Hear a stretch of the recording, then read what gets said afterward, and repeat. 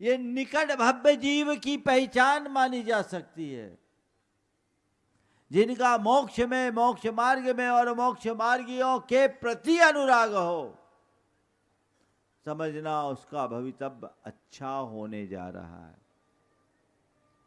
ये अनुराग जगाओ, अपनी दृष्टि बदलो, फिर कदम दर कदम चलने की कोशिश करो। कल भगवान की वाणी में हमने कहा था, मुनि धर्म और श्रावक धर्म, गृहस्थ धर्म, और गृहस्थ धर्म में श्रावक की 3 श्रेणियां बताई, पाक्षिक, नैष्ठिक और साधक। पाक्षिक नर्सरी है मोक्ष मार्ग की, कम से कम इसमें तो दाखिल हो जाओ। कम से कम पाक्षिक श्रावक बनने की योग्यता तो अपने अंतरंग में जगाइए। बातें बड़ी बड़ी पर मैदान साफ। कहां हैं हम, कितने पीछे हैं? सब लोग कहीं आत्ममुग्धता में तो नहीं जी रहे हो कि मैंने व्रत उपवास कर लिया, मैंने थोड़ा बहुत दान पुण्य कर लिया, पूजा पाठ कर दिया, धार्मिक अनुष्ठान कर दिए, गुरुओं की भक्ति कर दी, मेरा जीवन तर गया। इतने मात से तरेगा नहीं। तुमने अभी रास्ता देखा है, चलना कहाँ शुरू किया है? एक कदम भी नहीं चले, बस बोल रहे हो कि हमें जाना है, हमें वहां जाना, हमें वहां जाना। बैठे बैठे थोड़ी पहुंचोगे। जब तक तुम्हें रास्ते का पता नहीं था, तब तक तुमने चलना शुरू नहीं किया तो कोई बात नहीं। अब रास्ता पता लग जाने के बाद भी तुम अगर न चलो तो फिर तुमसे बड़ा अभागा और कौन होगा? बोलो। आज आप लोग प्रण लो, हम पाक्षिक श्रावक बनेंगे।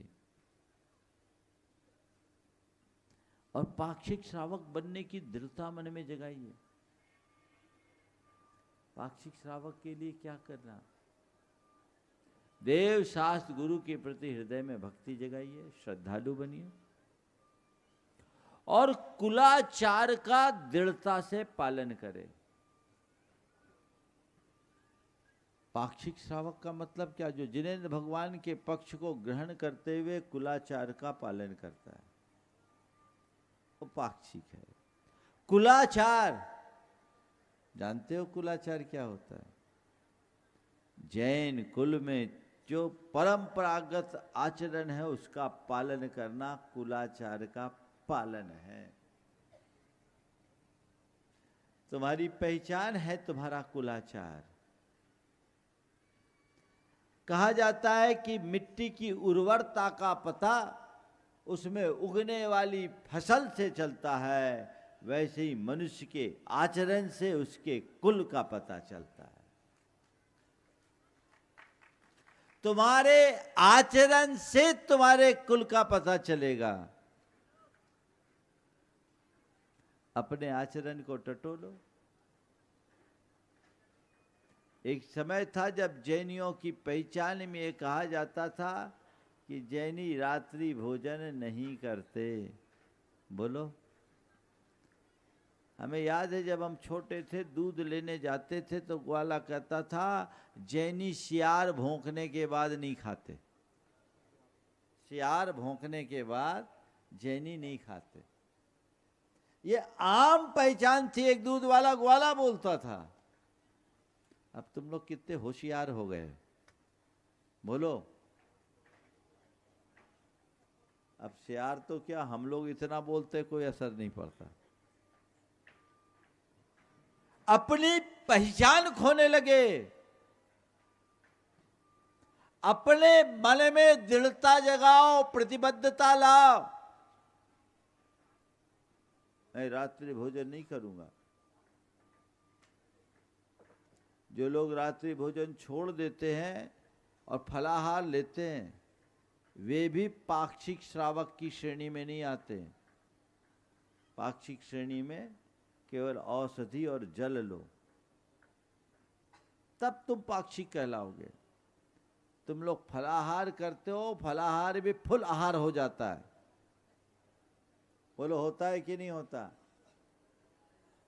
हाँ, उससे भी ज्यादा ओवर ईटिंग होती है, उसमें ओवर डाइट होता है, और सब चीजें नुकसानदेह।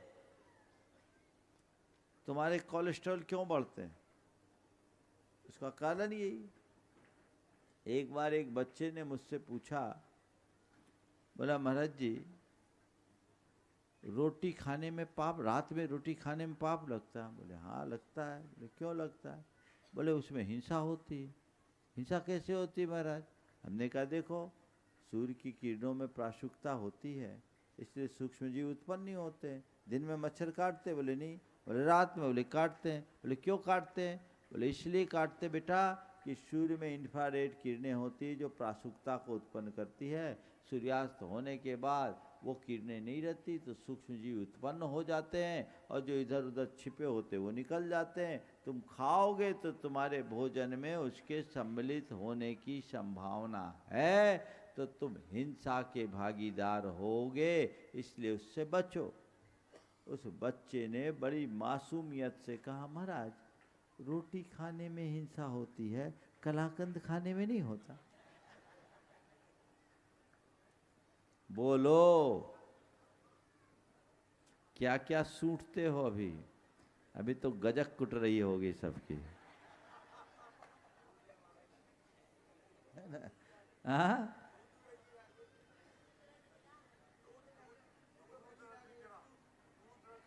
दूध रसगीरा, गाजर के हलवा, साबूदाना की खिचड़ी, ये सब क्या है? ये चीजें तो दिन में भी खाने के योग्य है, सेहत की दृष्टि से, धर्म की दृष्टि से। आप रात में खा रहे हो और सोच रहे हो मैं रात्रि भोजन का त्यागी हूं, अभी तुम भोगी हो। जय जलीन दोस्तों, अगर आपको मेरी वीडियो अच्छी लगती है तो प्लीज़ मेरे चैनल को लाइक, शेयर, सब्सक्राइब करिए और इसी तरह से अपना प्यार देते रहिए। धन्यवाद।